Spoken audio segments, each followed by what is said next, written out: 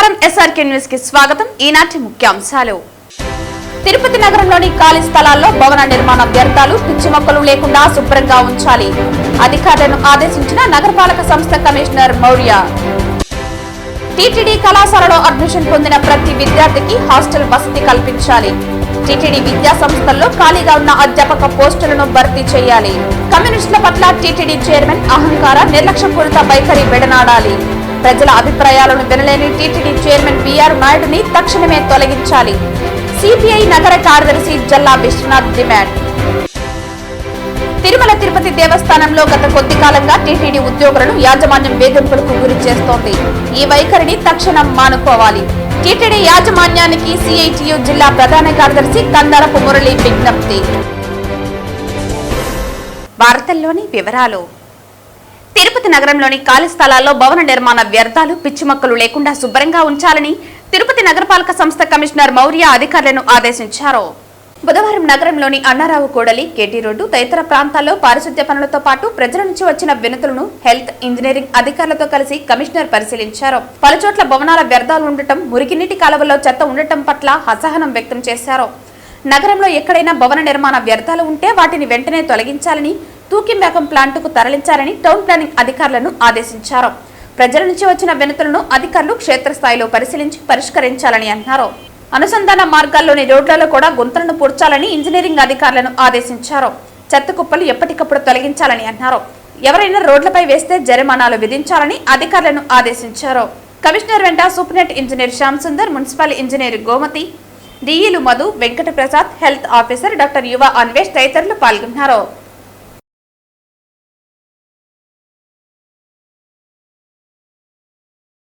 Tirupati SPW మహిళా junior కళాశాలలో అత్యవసరమైన పనులను సకాలంలో పూర్తి చేయాలని టీటీడీ చైర్మన్ బిఆర్ నాయుడు ఆదేశించారు. మహిళా జూనియర్ కళాశాలను JEO Veerabrahmam, TTD board member Bhanuprakash రెడ్డితో కలిసి బుధవారం చైర్మన్ పరిశీలించారు. ఈ సందర్భంగా టీటీడీ చైర్మన్ మాట్లాడుతూ, మహిళా జూనియర్ కళాశాలలో విద్యార్థుల సమస్యలు తమ దృష్టికి వచ్చాయని, విద్యార్థులను ప్రాథమిక అవసరాలను యుద్ధ ప్రాతిపదికన పూర్తి చేయాలని అధికారులకు సూచించారు. కళాశాలలోని సమస్యలను టీటీడీ జేఈఓ, జూనియర్ కళాశాల ప్రిన్సిపల్ తన దృష్టికి తీసుకువచ్చారని, వాటి అన్నింటిపై నివేదిక తయారు చేయాలని ఆయన అధికారులను ఆదేశించారు. విద్యార్థులను చదువుకునేందుకు కళాశాల పరిసరాలు చాలా బాగున్నాయన్నారు. అదేవిధంగా ఈ కళాశాలలో ఉత్తీర్ణత శాతం చాలా అద్భుతంగా ఉందని అభినందించారు. ఓం నమో వెంకటేశాయ. ఈరోజు TTD board member Bhanuprakash Reddy గారి ఇన్వైట్ చేశారు నన్ను ఇక్కడికి రమ్మని. ఇక్కడ కొన్ని ప్రాబ్లమ్స్ ఉన్నాయి విద్యార్థులకి, అదేవిధంగా స్కూల్ యాజమాన్యానికి కూడా.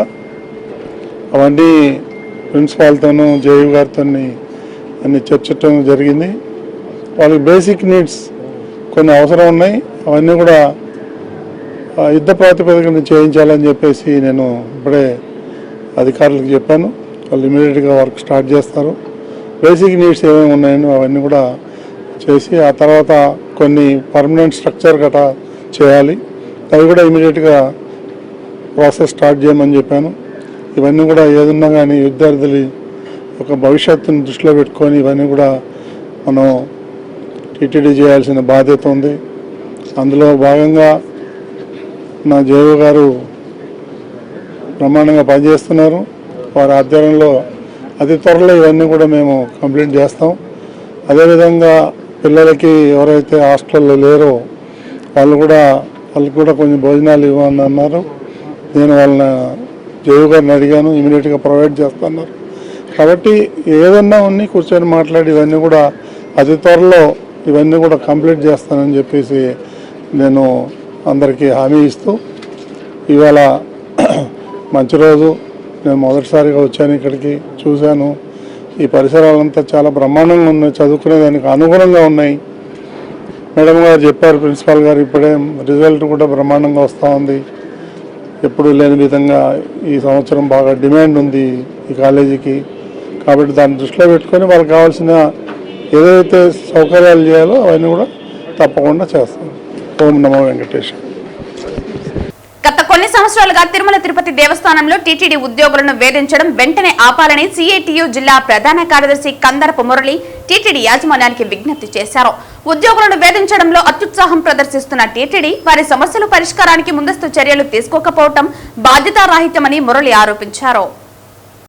టీటీడీలో 15,000 మంది శాశ్వత ఉద్యోగులు ఉండాల్సి ఉండగా ప్రస్తుతం 6,000 మంది మాత్రమే ఉన్నారని, దాదాపు 8,500 పోస్టులు ఖాళీగా ఉన్నాయని ఆయన ఆరోపించారు. ఏడాదికి భక్తుల సంఖ్య పెరుగుతున్నప్పటికీ తగ్గిపోతున్న ఉద్యోగుల సంఖ్య దారుణమని ఆయన అన్నారు. గత 10 ఏళ్లలో భక్తుల సంఖ్య వేల నుండి లక్షలకు పెరిగిందని గుర్తు చేశారు. కుటీరాలు, అతిథి గృహాలు, రోడ్లు, భవనాలు, కార్యాలయాలు, పార్కులు, పాఠశాలలు, ఆసుపత్రులు, సంస్థలు, పథకాలు విపరీతంగా పెరిగాయని, కానీ పని భారానికి అనుగుణంగా ఉద్యోగుల సంఖ్య పెరగలేదని ఆయన గుర్తు చేశారు. పెరిగిన పని భారాన్ని నివారించడానికి ప్రజలు, భక్తులు, అధికారుల అవసరాలకు అనుగుణంగా ఉద్యోగుల సంఖ్యను పెంచే బదులు ఒకే వ్యక్తి కోసం 4 వ్యక్తులను పనిచేయించుకుంటున్నారని, అందుకే 4వ తరగతి ఉద్యోగులు విశ్రాంతి లేకుండా పోతున్నారని అన్నారు. పోయిందని అన్నారు. అధికారులు, సిబ్బంది పనిభారం గురించి చర్చించడం, అవసరాలను తీర్చడం మానేసి అనవసరమైన విషయాలను అలవాటుగా చేసుకుని ఉద్యోగులను ఇబ్బంది పెట్టడం యాజమాన్యానికి అలవాటుగా మార్చుకోవడం దురదృష్టకరమని ఆయన అన్నారు. స్విమ్స్ ఆసుపత్రిలోని 35 మంది ఉద్యోగులను అన్యమతస్తులుగా పిలిచి సర్టిఫికెట్లు చూపించమని నోటీసులు జారీ చేసి వేధించారని, పాఠశాలలకు వెళ్లి తనిఖీలు నిర్వహించి మానసిక క్షోభకు గురి చేస్తున్నారని టీటీడీ విజిలెన్స్ విభాగం తీవ్రంగా విమర్శించారు. టీటీడీలోని అన్ని విభాగాల ఉద్యోగులలో యాజమాన్యంపై తీవ్ర అసంతృప్తి ఉందని ఆయన ఆరోపించారు. తిరుమల తిరుపతి దేవస్థానంలో ఉద్యోగుల్ని వేధించడం అనేది ఒక ఆనవాయితీగా మారిపోయింది. ప్రతి నెల ఏదో ఒక కారణంతో కొంతమందిని సస్పెండ్ చేయడం, కనీసం వివరణ కూడా తీసుకోకపోవడం, తప్పులను విశ్లేషణ చేయకపోవడం, చట్ట ప్రకారం వ్యవహరించకపోవడం అనేటువంటి ధోరణి విపరీతంగా పెరిగింది. ఇటీవల కాలంలో 18 మందికి పైగా ఉద్యోగుల్ని ఈ రకంగా సస్పెండ్ చేయడం అనేది పూర్తిగా అప్రజాస్వామికమైనటువంటి పద్ధతి. వీళ్ళలో ఒకరిద్దరు మినహా తీవ్రమైనటువంటి ఆరోపణలు ఉన్నవారు ఏ ఒక్కరూ లేరు. పూర్తిగా చట్ట విరుద్ధమైనటువంటి పద్ధతిలో ఈ సస్పెన్షన్లు కొనసాగుతూ ఉన్నాయి. ఇది ఏమాత్రం క్షంతవ్యం కాదు. తక్షణం ఈ వైఖరిని టీటీడీ యాజమాన్యం మానుకోవాలని సిఐటి తరఫున నేను డిమాండ్ చేస్తూ ఉన్నాను. వాస్తవంగా 14,500 మంది పర్మనెంట్ ఉద్యోగులు ఉండాల్సినటువంటి చోట కేవలం 6,000 మంది ఉన్నారు. అంటే దాదాపు 8,500 పోస్టులు ఖాళీగా ఉన్నాయనే సత్యం మనం అందరూ గ్రహించాలి.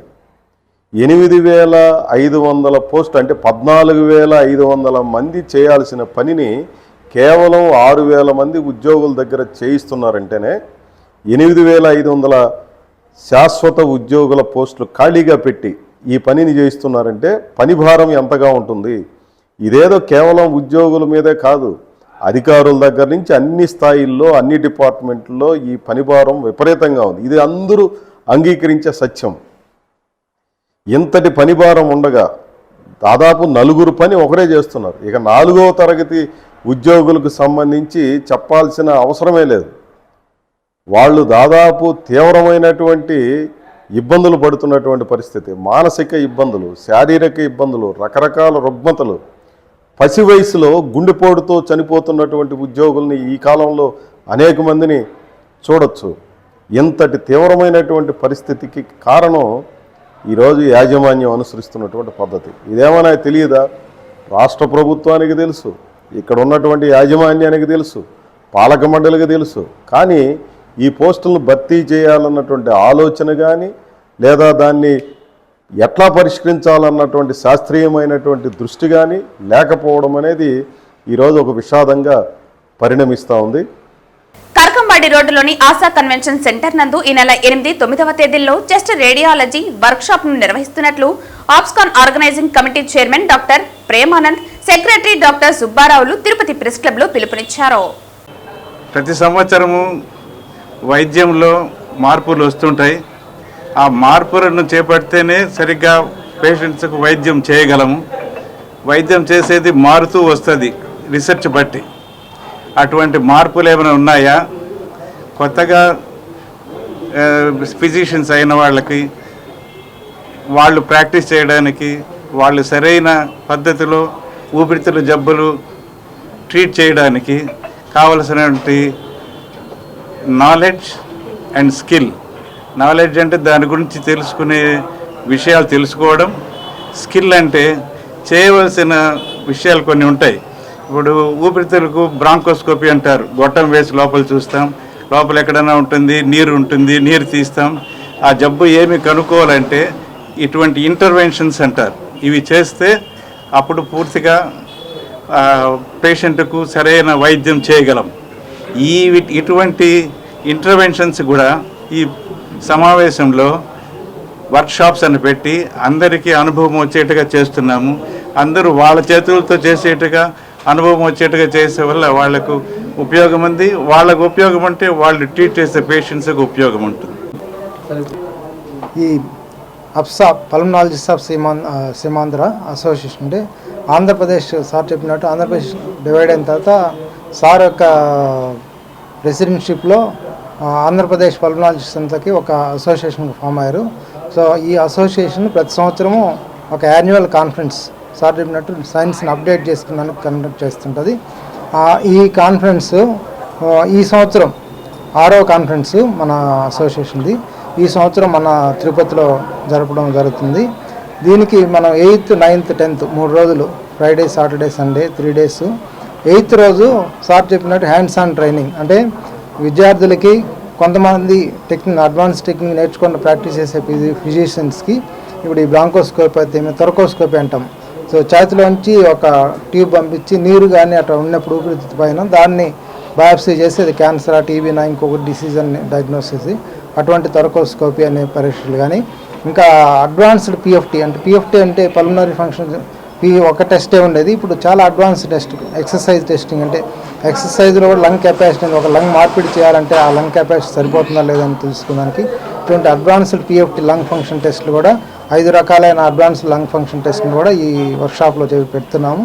అలాగే రేడియాలజీ, సిటీ స్కాన్ ఎలా చదవాలనే దానికి, ఇలాగా అల్ట్రాసౌండ్, వీటన్నిటిని కూడా స్టూడెంట్స్కి, ప్రాక్టీషనర్స్కి సో హ్యాండ్స్ ఆన్ అండ్ ఇవన్నీ నేర్చుకోవడం వల్ల ఏంటంటే వాళ్ళు అల్ట్రాసౌండ్, సిటీ స్కాన్ నేర్చుకున్నప్పుడు ఫిజిషియన్ అక్కడే ఆన్ ది టేబుల్ అంటాం, కన్సల్టేషన్ రూమ్లో మీరు చూస్తున్న గ్యాస్ట్రోఎంట్రాలజిస్ట్ దగ్గర ఎండోస్కోపీ కూడా అక్కడే చేసేసి అక్కడే స్కాన్ చేసి, అలాగే చెస్ట్ ఫిజిషియన్స్ కూడా అక్కడే అల్ట్రాసౌండ్ చేసేసి ఫ్లూయిడ్ ఉంటే తీయడం అని డయాగ్నోస్ చేయడానికి సో వాళ్ళకి వీలవుతుంది. వీటన్నిటిలో ట్రైనింగ్ ఇచ్చేది 5 రకాల వర్క్షాప్లు పెడుతున్నాం.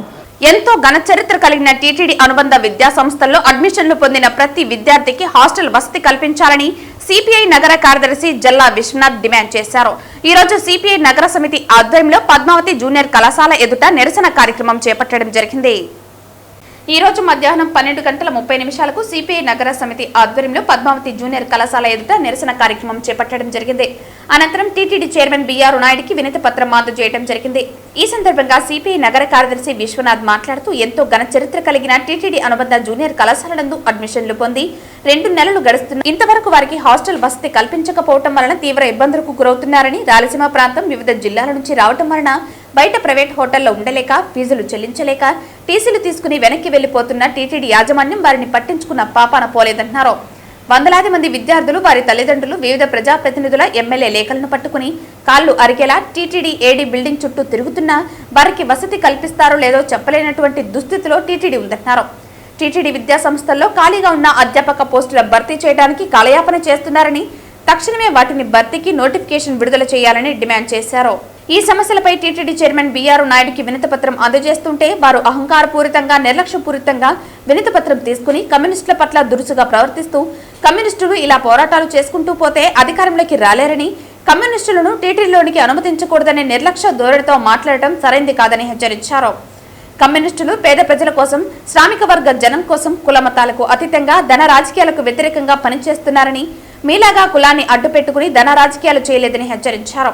రాజకీయాన్ని అడ్డం పెట్టుకుని చైర్మన్ పదవిని తీసుకుని ప్రజా సమస్యలు వినలేని స్థితిలో ఉన్న నీవు తక్షణమే చైర్మన్ పదవికి రాజీనామా చేయాలని డిమాండ్ చేశారు. నీ దురహంకార మాటలు తగ్గించుకోకపోతే రాబోయే రోజుల్లో ప్రజలు, భక్తులు తగిన బుద్ధి చెబుతారని హెచ్చరికలు జారీ చేశారు. ఈ కార్యక్రమంలో సిపిఐ జిల్లా కార్యవర్గ సభ్యులు రాధాకృష్ణ, నగర కార్యవర్గ సభ్యులు శివ, కేవై రాజా, బలరాం తదితరులు పాల్గొన్నారు. భారత కమ్యూనిస్ట్ పార్టీ సిపిఐ తిరుపతి నగర సమితి ఆధ్వర్యంలో టీటీడీ విద్యా సంస్థల్లో చదువుతున్న పేద విద్యార్థులకు టీచర్ పోస్టులు భర్తీ చేయాలని, అక్కడ మౌలిక సదుపాయాలు కల్పించాలని, సరైన సమయంలో అడ్మిషన్లు నిర్వహించాలని, రికమెండేషన్లు లేకుండా అక్కడ అడ్మిషన్లు చేసుకుని విద్యార్థులు తల్లిదండ్రులను తిప్పకుండా చూడాలని ఈరోజు టీటీడీ చైర్మన్ బీఆర్ నాయుడు గారికి వినతిపత్రం ఇవ్వాలని సిపిఐ నాయకత్వం వెళ్లడం జరిగింది. ఈరోజు చైర్మన్ గారు బీఆర్ నాయుడు గారు వినతిపత్రం తీసుకుని మీరు ఎందుకు వచ్చారనే పద్ధతిలో కూడా అడగకుండా, అసలు అర్జీ కూడా చూడకుండా ఈరోజు పక్కన లెటర్ ఇచ్చేసి మేము చెప్పేది సార్ అయ్యా సకాలంలో అడ్మిషన్ నిర్వహించండి, కళాశాలలో రెండు నెలలైంది ప్రారంభమై ఇంతవరకు విద్యార్థులు అడ్మిషన్లు జరుగుతున్నాయి, విద్యార్థుల్ని తల్లిదండ్రులు తిప్పుకుంటున్నారు, సరైన సమయంలో అడ్మిషన్లు చేయాలనే పద్ధతిలో విన్నవించిన బీఆర్ నాయుడు గారు వెంటనే రియాక్ట్ అయ్యి మీరు కమ్యూనిస్టులు ఈ విధంగా ముందుగా పోతారు, అందుకని మీరు అధికారంలోకి రాలేదని అధికార దురహంకారంతో మాట్లాడారు. ఇది సరైన పద్ధతి కాదు. కమ్యూనిస్ట్ ఎప్పుడు పేద ప్రజల కోసం, శ్రామిక వర్గం కోసం, కుల మతాలకు వ్యతిరేకంగా, డబ్బు రాజకీయాలకు వ్యతిరేకంగా పోరాటం చేస్తున్నటువంటి పార్టీ కమ్యూనిస్టులు. మీలాగా కులాన్ని అడ్డం పెట్టుకుని, మతాన్ని అడ్డం పెట్టుకుని, డబ్బును అడ్డం పెట్టుకుని అధికారంలోకి మేము రాలేదు. దీన్ని దృష్టిలో పెట్టుకోవాలని బీఆర్ నాయుడు గారికి హెచ్చరిక తెలియజేస్తున్నాం. ఆంధ్రప్రదేశ్ రాష్ట్ర ప్రభుత్వం చేనేత రంగ అభివృద్ధికి తీసుకున్న కీలక నిర్ణయంపై నేతన్నలు ఆనందాన్ని వ్యక్తం చేశారు. ఇది చేనేత వృత్తిని ప్రోత్సహించే దిశగా మహత్తర నిర్ణయమని పేర్కొంటూ ముఖ్యమంత్రి చంద్రబాబు నాయుడు, ఉప ముఖ్యమంత్రి పవన్ కళ్యాణ్, భారత ప్రధాని నరేంద్ర మోదీలకు నేతన్నలు హృదయపూర్వక కృతజ్ఞతలు తెలిపారు. ముఖ్యమంత్రి చంద్రబాబు నాయుడు చేనేతల కోసం ప్రకటించిన పథకాలపై ఆంధ్రప్రదేశ్ దేవాంగ అభ్యుదయ సేవా సంఘం రాష్ట్ర కన్వీనర్, జాతీయ చేనేత నాయకుడు గుత్తి త్యాగరాజు మాట్లాడుతూ చేనేతలకు నెలకు 200 యూనిట్ల ఉచిత విద్యుత్, మరమగ్గాలపై 500 యూనిట్ల ఉచిత విద్యుత్, చేనేత వస్త్రాలపై జీఎస్టీ మినహాయింపు, థ్రిఫ్ట్ ఫండ్ కోసం 5 కోట్లు కేటాయింపు, ఇవి చేనేత రంగాన్ని బలోపేతం చేయనున్నట్లు తెలిపారు. దేవాంగ కార్పొరేషన్ను త్వరగా ప్రకటించాలని, చేనేతకు నెలకు 24,000 రూపాయలు సహాయం కొనసాగించాలని, పట్టు సబ్సిడీ పథకాన్ని మళ్లీ తీసుకురావాలని నేతన్నలు కోరుతున్నారు. జాతీయ చేనేత దినోత్సవం ఆగస్టు 7 సందర్భంగా చేనేత వృత్తి నిపుణులకు సత్కారం, ప్రశంసా పత్రాలు అందించనున్నట్లు తెలిపారు. చేనేత ఉద్యమ నేత అల్లాడ సూర్యభాస్కర్ మాట్లాడుతూ పత్తి, పట్టు రైతులు బాగుంటేనే చేనేత రంగం బాగుంటుందన్నారు. ప్రతి ఒక్కరూ చేనేత వస్త్రాలు ధరించాలని, ఇది ఆరోగ్యంగా ఉంటుందన్నారు మరియు హుందాగా ఉంటుందని తెలిపారు. ఇది నేతన్నలకు ఉపాధిని కలిగిస్తుందని అన్నారు.